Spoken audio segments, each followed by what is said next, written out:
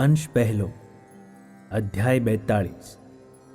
જયેષ્ઠજીત રાજા કહે છે, હે મુનિ, મનુષ્યાકૃતિ શ્રીહરિ આ પૃથ્વી ઉપર જેટલો કાળ વિચર્યા તેટલો સમય દુર્વાસાના શ્રાપથી મુકાયેલા અને ચિન્મય દેહવાળા ભક્તિ તથા ધર્મ તે શ્રીહરિની સમીપે કેવી રીતે રહ્યા તથા અન્ય ભક્તો જેમ હરિના ધામને પામે છે તેમ તે સ્વતંત્ર એવા ભક્તિ અને ધર્મ તે ભગવાનના ધામને કેમ ન પામ્યા? અને હે સદ્ગુરુ, ભગવાન શ્રી હરિકૃષ્ણે પોતાના માતા પિતા ભક્તિ ધર્મને બ્રહ્મધામને ન પમાડતા પોતાની પાસે જ કેમ રાખ્યા? આપ તો સંશય હરતા છો, તેથી મારા આ ત્રણેય સંશયો દૂર કરો।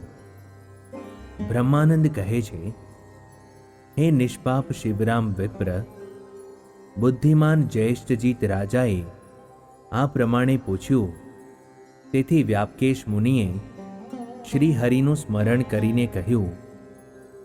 વ્યાપકેશ મુનિ કહે છે, હે રાજન, જે નિર્જળા એકાદશીએ ધર્મદેવે પોતાના પુત્રોને ઉપદેશ આપ્યો તે જ એકાદશીએ સમર્થ એવા ધર્મે સમાધિમાં પોતાના નજીક આવતા અંતકાળને જાણીને પોતાના પુત્ર કૃષ્ણને તે મૃત્યુકાળ કહી બતાવ્યું। ધર્મદેવ કહે છે, હે હરિ, હે કમળનેત્ર હરિ, કાળના કોળિયારૂપ એવું મારું આ શરીર 5 અથવા 6 દિવસમાં પડી જશે એમ મને નિશ્ચય જણાય છે। હે ભગવાન, આ શરીરના નાશનો મને કશો ભય નથી, કેમ કે પંચ મહાભૂતના બનેલા આ દેહનો ત્યાગ કરીને હું તમારા દિવ્ય ધામને પામીશ અને ત્યાં ભક્તો સાથે વિવિધ પ્રકારની દિવ્ય લીલાઓ કરતા આપનું અને તમારા ધામની વિભૂતિઓનું હું દર્શન કરીશ। માટે આ શરીરના પતનનો મને કશો ભય નથી। પરંતુ હે ઈશ્વર, મારા પુત્રપણાને પામીને અપાર ઐશ્વર્ય ઢાંકી રાખનાર આપ મરીચ્યાદિક ઋષિઓ સાથે જે જે લીલાઓ કરો તે અને આ લોકમાં આપ ધર્મનું સ્થાપન કરો તે હું જોઉં તેવી મારી અંતરની અભિલાષા છે। મારી આ ઈચ્છા જો પૂર્ણ કરવાને યોગ્ય હોય તો આપ પૂર્ણ કરશો, અને જો તે અયોગ્ય હોય તો તેને પૂર્ણ ન કરશો। હે રાજન, પિતા ધર્મદેવે આ પ્રમાણે પ્રાર્થના કરી, તેથી વર્ણિયોના ગુરુ ભગવાન નીલકંઠ સહેજ હસીને ધર્મદેવ પ્રત્યે બોલ્યા, હે તાત, જો આપની એવી જ ઈચ્છા હોય તો આ પંચભૂતના દેહનો ત્યાગ કરીને આપ સપત્ની ચિન્મય દેહ વડે મારી સમીપમાં સદાય રહેજો। હે ધર્મ, હું આ માત્ર તમારા સાંત્વન અર્થે જ નથી કહેતો, પરંતુ તે સત્ય જ થશે।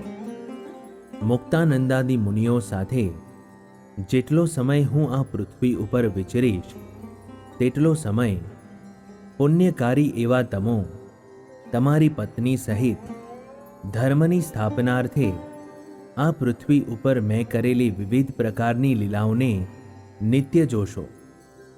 હે રાજન, સાક્ષાત ભગવાન એવા પોતાના પુત્રથી આ પ્રકારનું વરદાન પામીને ધર્મદેવ પંચભૂતના આ દેહનો ત્યાગ કરીને પોતાના સંબંધીઓ સહિત જ્યાં સુધી શ્રીહરિ આલોકમાં વિચર્યા ત્યાં સુધી શ્રીહરિની સમીપમાં જ રહ્યા અને તેમના ધામમાં ન ગયા, કેમ કે ધર્મદેવને ભગવાનના ધામની પ્રાપ્તિ તે કાંઈ દુર્લભ નથી।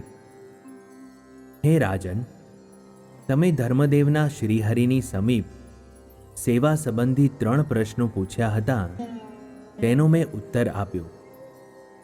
હવે ત્યારબાદ શ્રીહરિનું બીજું ચરિત્ર સાંભળો। હે રાજન, પોતાના માતા પિતાને દિવ્ય ગતિ આપ્યા પછી કોઈ એક સમય તે વિશે શ્રીહરિ સ્નાનાર્થે ઘેરથી નીકળીને સરજુ નદીએ ગયા. ત્યાં સ્નાનાદિ કરીને તે વર્ણિરાજ નીલકંઠ સંધ્યા કરીને નદીના તટમાં આવ્યા અને ત્યાં રેતીથી મનોહર પવિત્ર ઘીંચ વૃક્ષોની છાયાથી આચ્છાદિત અને મનુષ્ય સંચાર રહિત તે નદીનો કિનારો જોઈને ત્યાં પોતાના સ્વસ્વરૂપનું ધ્યાન કરવા ઈચ્છા કરી. આસોપાલવના વૃક્ષની છાયા નીચે પવિત્ર આસન ઉપર બેસીને પોતાના હૃદયમાં સ્વસ્વરૂપનું ધ્યાન કર્યું. સચ્ચિદાનંદ સ્વરૂપ અપરિચ્છિન્ન અક્ષર બ્રહ્મથી પણ સાક્ષી રૂપે પૃથક રહેલો, અક્ષર બ્રહ્મના તેજથી અધિક તેજવાળો અને નિત્ય એવા સ્વસ્વરૂપનું ધ્યાન કરતા હતા.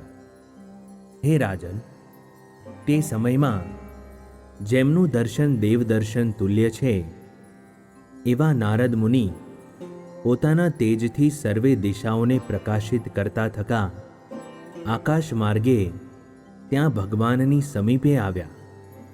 મસ્તક ઉપર પીળા રંગની સુંદર જટાવાળા તે નારદ મુનિએ શ્રી હરિને સાષ્ટાંગ નમસ્કાર કર્યા અને બે હાથ જોડીને ગદગદ કંઠે બોલ્યા કે ઇતિ શ્રી સત્સંગી ભૂષણમાં નારાયણ ચરિત્રમાં વાસુદેવીય ભક્તિશાસ્ત્રમાં પ્રથમ અંશમાં નારદજીનું આગમન થયું એ નામે 42મો અધ્યાય સંપૂર્ણ.